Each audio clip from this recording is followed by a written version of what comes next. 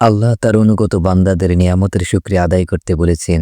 যারা তার নিয়ামতের শুকরিয়া আদায় করেন তাদের তিনি সেরা পুরস্কার দান করেন, আর তা হচ্ছে মহান রবের ক্ষমা। আসসালামু আলাইকুম প্রিয় ভিউয়ার্স, আমন্ত্রণ জানাচ্ছি নতুন আরও একটি ভিডিওতে।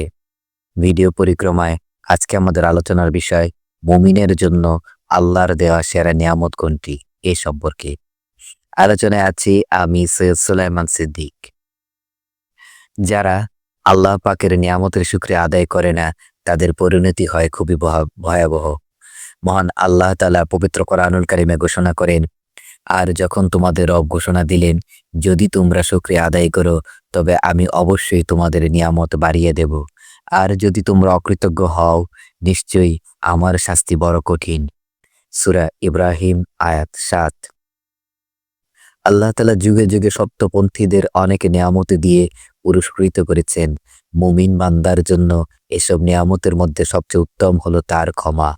এ সম্পর্কে কোরআনুল কারিমে তিনি ঘোষণা করেন, আর স্মরণ করো যখন আমি বললাম তোমরা প্রবেশ করো এই জনপথে, আর তা থেকে আহার করো তোমাদের ইচ্ছা অনুযায়ী স্বাচ্ছন্দ্যে, এবং দরজায় প্রবেশ করো মাথা নিচু করে, আর বলো ক্ষমা। তাহলে আমি তোমাদের পাপসমূহ ক্ষমা করে দেব, এবং নিশ্চয়ই আমি সৎকর্মশীলদের নেয়ামত অর্থাৎ পুরস্কার বাড়িয়ে দেব। সূরা বাকারা আয়াত ৫৮। এই আয়াতে আল্লাহ তাআলা বনী ইসরাইলি কাউমের জন্য ময়দানে তিহ এর ঘটনাকে উল্লেখ করেছেন।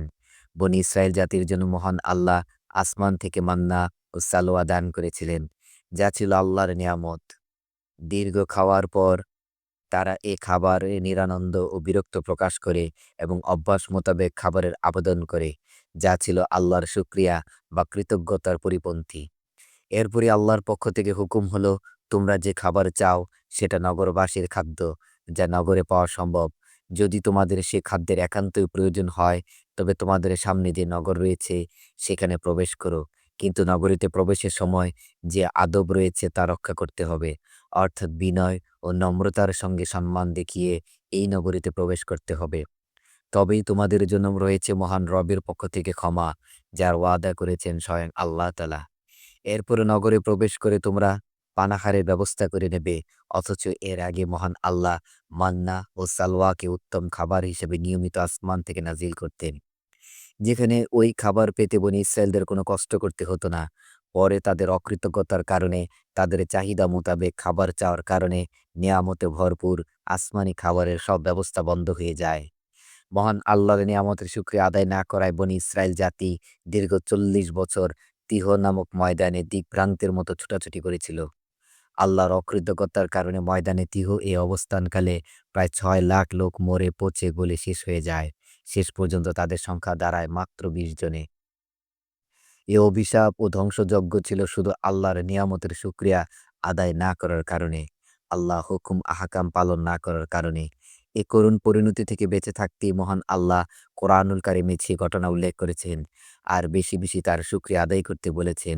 যে শুকরিয়া আদায় করলে আল্লাহর নিয়ামত বেড়ে যাবে, ক্ষমা পাবে, আর অকৃতজ্ঞ হলে ধ্বংস সুনিশ্চিত। সুতরাং মুসলিম উম্মার উচিত দুনিয়ার জীবনে সেরা নেয়ামত আল্লাহর ক্ষমা পেতে বেশি বেশি তার শুকরিয়া আদায় করা, তার অকৃতজ্ঞ না হওয়া। তবেই আল্লাহ পুরস্কার ও নেয়ামত আরও বাড়িয়ে দেবেন, কঠিন শাস্তি থেকেও মুক্তি দেবেন। আল্লাহ তাআলা মুসলিম উম্মাহকে তার নিয়ামতের শুকরিয়া আদায় করার তৌফিক দান করুক।